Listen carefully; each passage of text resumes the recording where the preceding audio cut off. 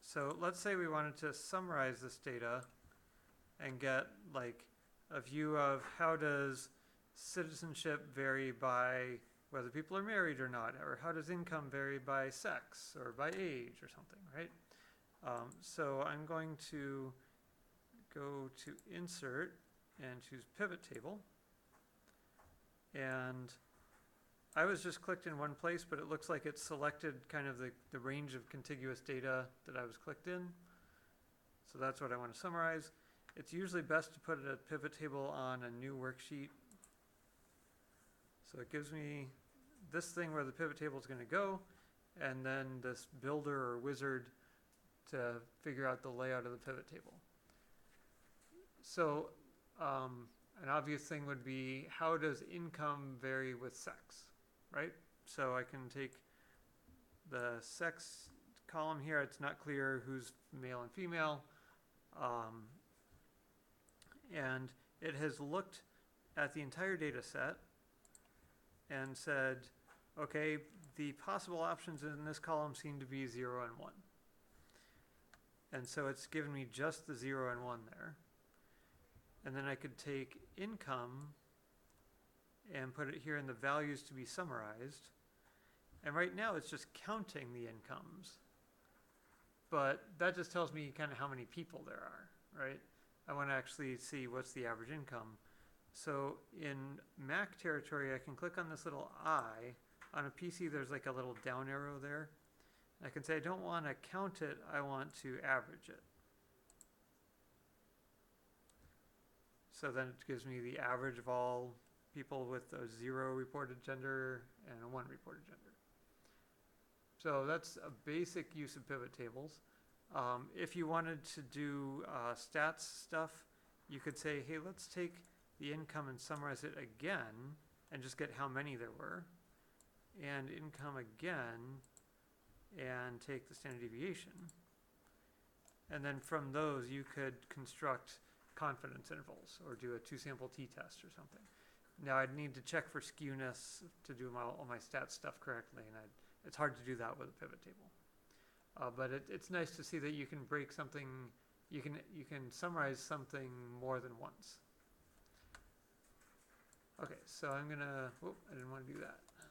I'm gonna undo my counting there and say, well, this is by gender, but maybe race is also important. Just guessing. So I can take race and put it under columns, and then it breaks it out by gender and race. So that's how I can use that. And if I swapped race and sex here, it would just transpose the pivot table. So you can do whatever you want there. And do you think that the income might depend on age or might depend on whether they're a citizen or not? Okay. Well, age has so many different values to it. I don't want to use it just now, but let me take citizen. I could put citizen down here, and then it would say, like, for men who are citizens, here's the answer. For men who aren't citizens, here's the answer for it. So I'm guessing that the 0 here and the 1, the like main bullets are sex and the others are U.S. citizen, but you have to think carefully about it, right? It's not very clear. You could switch them if you want to get it to summarize the other way. It's kind of interesting that it doesn't tell you here the field name that you just used here. So if you just sent this table to someone, they wouldn't know that the 0 and 1 represent citizenship as opposed to employed last year or something. Yeah. In the original data, is employed and not employed 0 anymore? I don't know. Let's take a look. I guess the income has some blanks, so would that get counted in the count? Probably not. So all kinds of things you need to think about. Yeah. If you had your pivot table right there, you go to on this sheet sex and make it so that every 0 is a male, every 1 is a female. Would it show up in the pivot table? Good question. So let's say I just put F here and M there and M there, right? Then there should be 4 options in that column, 0, 1, F, and M. Okay, so if I come back here, Nope, no change. So actually what I can do there is come to the design, no, pivot table analyze tab and click refresh, and then it will go back and look at the data it was originally looking at and re-summarize it. So now I've done that. Now I can see, okay, sex occurs second here, and it seems to be the sub-bullets here. So that's an important issue. If you change the data, you have to come click refresh. The other related issue is, what if I add some more data at the end? I think even clicking refresh won't help. You have to go back and tell it under analyze, you have to say change data source and tell it, hey, there's some new rows at the end here. So another thing we might want to check is what we're going to check. Married or not. Is the only way to change those values of those row labels is to change the data field? You mean change this? Or change... Actually on the sheet that you're looking at.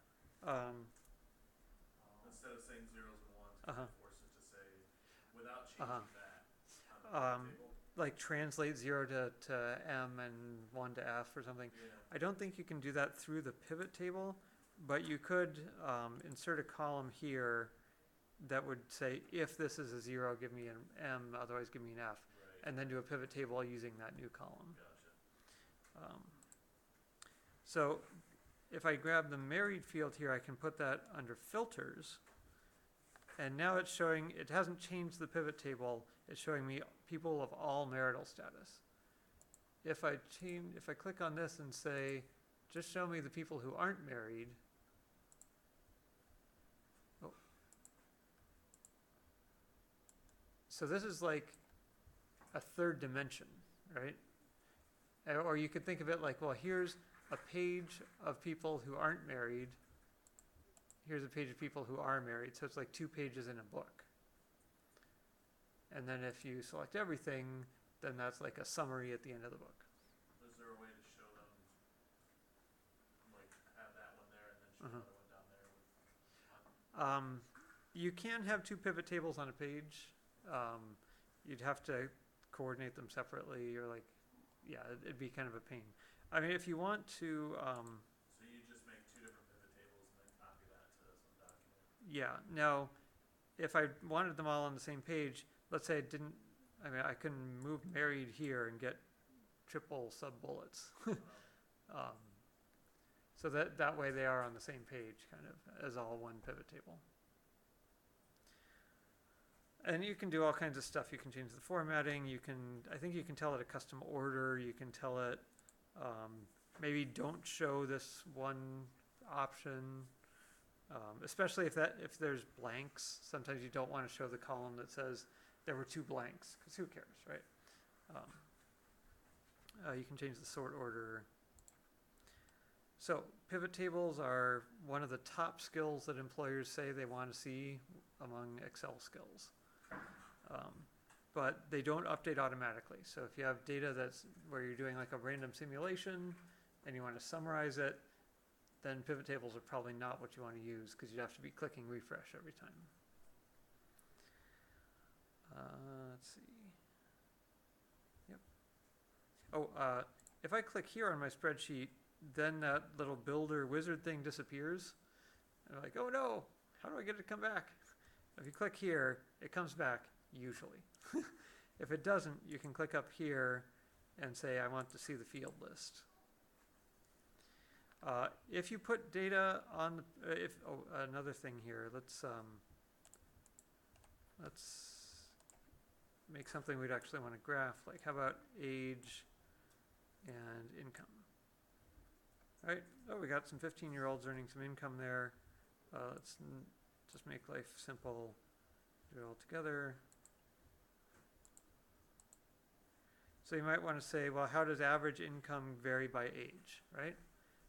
So you might be tempted to highlight this.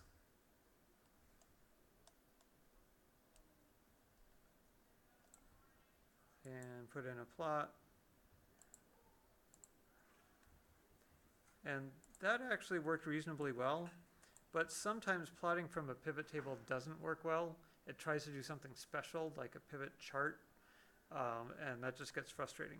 So a lot of times what I do is I just say like equals A96 and make a copy of the pivot table right next to the pivot table.